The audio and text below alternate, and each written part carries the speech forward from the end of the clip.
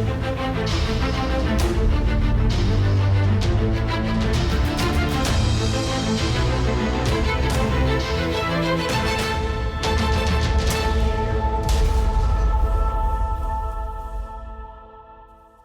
connaîtrez la vérité et la vérité vous rendra libre. Vous le reconnaissez déjà, c'est le slogan de notre émission préférée, Libéré, Jean 8, verset 32. Alors, je vous le dis comme tout le temps, abonnez-vous, c'est la petite clochette au bas de l'écran à droite. Restez scotchés, connectez-vous, partagez au maximum et surtout restez attentifs pour les minutes qui suivent parce que nous allons encore partager les vérités bibliques, les vérités qui vont nous permettre de connaître davantage Dieu ainsi que sa parole et cela c'est pour notre bien.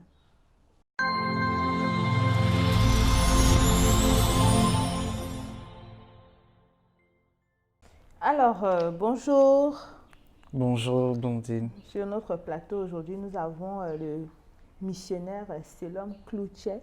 J'espère que j'ai bien prononcé. Très bien, parfait, merci. Ok, d'accord. Le missionnaire Selom qui est un frère bien-aimé et qui est aussi responsable du réseau de leaders chrétiens qui s'appelle le réseau Amour du Père, responsable au niveau de l'Afrique.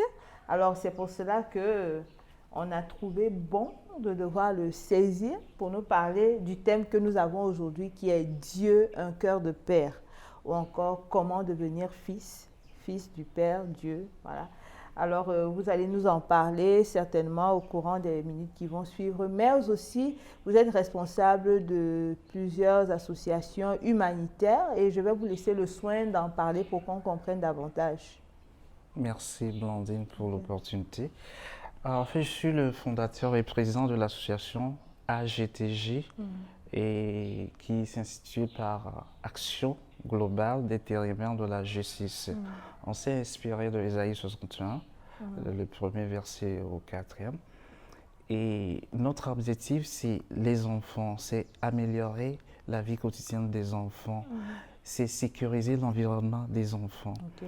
Donc, et dans ce projet, c'est un projet qu'on a commencé depuis 2003 et dans ça, on fait le parrainage des enfants démunis, déshérités ou orphelins et on construit des écoles dans les milieux ruraux pour les enfants afin qu'ils puissent aller à l'école dans de meilleures conditions. Il y a aussi d'autres projets dans le monde de l'environnement et puis de l'eau. Et nous nous sommes dit qu'on ne va pas s'arrêter là parce que l'enfant, ce n'est pas seulement une entité en soi, mais l'enfant vient de quelque part, d'une famille. Et donc, il faudrait qu'on sécurise son environnement total, c'est-à-dire les parents.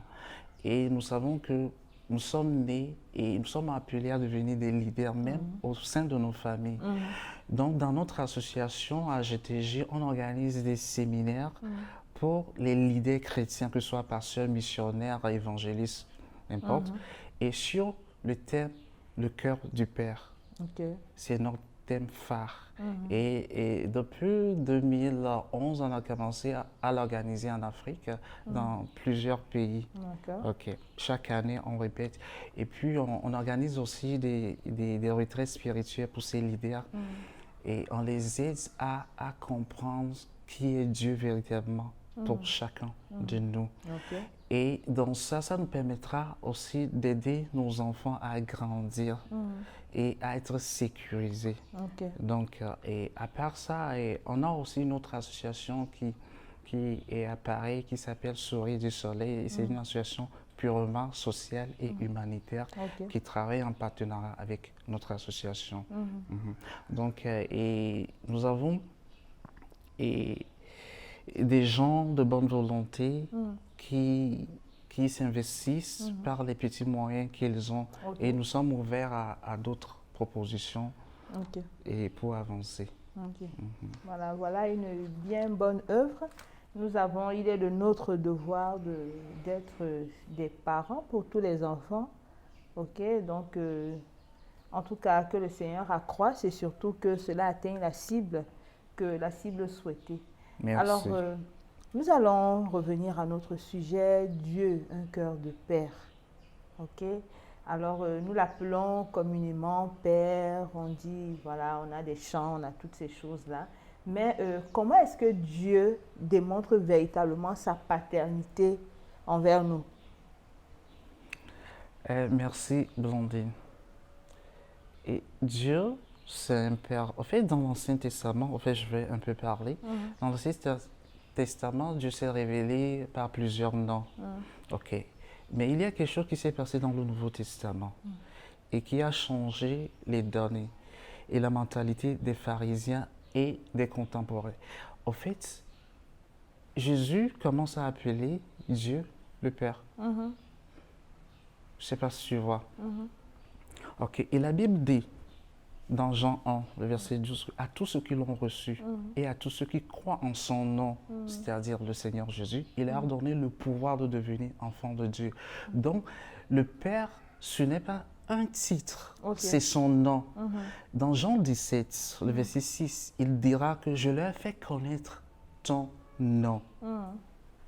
Donc, à mon humble avis, je crois que le Seigneur Jésus est venu pour révéler le Père à l'humanité. Ok. Ok, d'accord. Donc,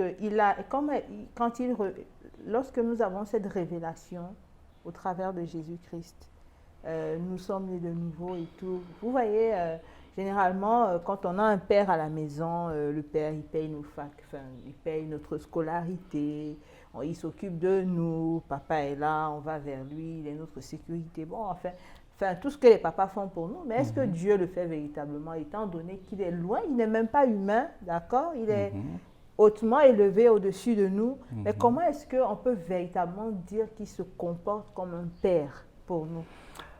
Merci Blondine. Jésus a dit un truc, il a dit, lorsque les disciples sont venus lui poser la question, apprends-nous à prier, il a dit, priez ainsi, notre Père qui es aux cieux, que ton nom soit sanctifié, que ton règne vienne. Ok. Donc, lorsque nous devenons enfants de Dieu, lorsque nous recevons le Seigneur Jésus-Christ, là, nous devons rentrer dans cette intimité. Et dans cette intimité, le Seigneur Jésus nous prend à la main comme un grand frère. Parce que c'est lui le premier à être révélé au monde comme le Fils unique de Dieu. Donc, je crois que le Seigneur Jésus, il n'est pas venu seulement nous sauver. Il n'est pas venu seulement nous donner la vie éternelle. Mais il est venu faire de nous des enfants de Dieu, le Père. Et Dieu n'est pas seulement un Dieu étranger, mais le Seigneur Jésus, il l'a révélé. Et dans son ministère, lorsque tu me poses la question, dans son ministère, nous voyons tout ce que le Seigneur Jésus, il a nourri des gens, il a fait des miracles, il a fait du bien à l'humanité. Donc, c'est un Père qui fait ça. Il n'est pas loin, il est là. Il suffit de le connaître et d'avoir cette révélation-là. Et je crois que nous devenons véritablement des enfants épanouis en Christ. Alors, vous avez parlé de Jésus, de Père de Jésus. Est-ce que Dieu est le Père uniquement des chrétiens? Est-ce qu'il est aussi le Père des non-chrétiens? Ou qu'est-ce qui rend sa relation avec les chrétiens aussi spéciale en tant que... Pour répondre à cette question, je dirais que dans Jean, il est écrit que Dieu a tant aimé le monde qu'il a donné son Fils unique, afin que quiconque croit à lui ne périsse point. Là, c'est Dieu. Cette conception ou cette révélation de Dieu. Donc, je dirais que pour le monde, Dieu, il est Dieu. Mais pour nous, ou pour ceux qui ont reçu le Seigneur Jésus-Christ, il est un Père. Il est un Père, il est Dieu pour le monde, il est un Père pour les chrétiens, pour ceux qui ont reçu Christ. C'est ça. Mais, et si tu veux cette relation-là, il faut passer par le Seigneur Jésus-Christ. Cette relation de Père et de Fils, il faut passer par le Seigneur Jésus-Christ. C'est ce que je dirais. Mais quand on observe aussi le vécu, le quotidien des personnes qui ont reçu Christ, est-ce que, je suis bien curieuse de savoir, est-ce possible que malgré le fait que Dieu se veuille être Père pour les chrétiens, est-ce possible d'être chrétien sans véritablement expérimenter ou jouir de la paternité de Dieu dans sa vie? Parce que je vais dire, de manière naturelle, par exemple. Quand quelqu'un a un père et quelqu'un n'en a pas, la différence est claire, par exemple. Donc, nous aussi, en tant que chrétiens, on a des chrétiens et puis le vécu au quotidien, on n'a pas l'impression que tu as un papa, quoi. Ouais, je te comprends. Tu sais, et la Bible a dit qu'il nous a adoptés. Mhm. Et c'est une révélation qu'il faut comprendre. OK. Ok. Et tu peux adorer Dieu, lutter jour comme un Dieu. Mais si tu ne rentres pas dans cette intimité et si tu n'as pas cette révélation, tu ne sauras pas qu'il soit un père. Ok, je m'explique. Je donne des exemples, par exemple. Des gens peuvent avoir des enfants entre griffes dans le monde et que l'enfant ne connaissait pas son père. C'est seulement la mère qui connaît le véritable papa. OK. Ok. Mais un jour, un beau jour comme ça, la maman peut dire, ok, je te donne une révélation. Ta révélation, c'est celui-ci qui est ton père. OK. C'est ce que Jésus est venu faire, c'est ce que je suis en train d'expliquer. Il est venu nous prendre par la main, nous montrer que c'est lui. Dieu là, c'est un père. OK. Il est pour moi et c'est ce que j'ai révélé.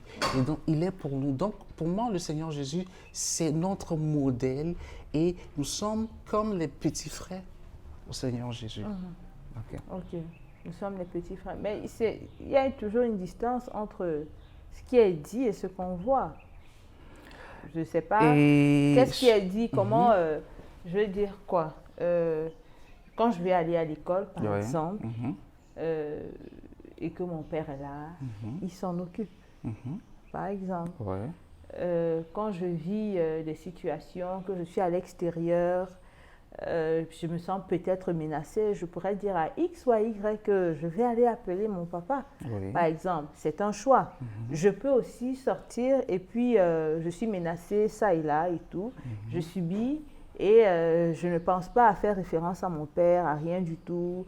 Je vais à l'école, je me bats par mes propres moyens, je ne l'appelle pas. Donc c'est pour ça que je demande, est-ce que une fois que vous devenez chrétien, il devient père de fait et occupe cette position, il remplit ses responsabilités. Ou alors, il y a des situations où, n'ayant pas reçu la révélation, mais étant quand même chrétien, qu'on vive son christianisme sans bénéficier de Dieu comme père. Mais il reste Dieu ou alors il est maître, il est autre chose.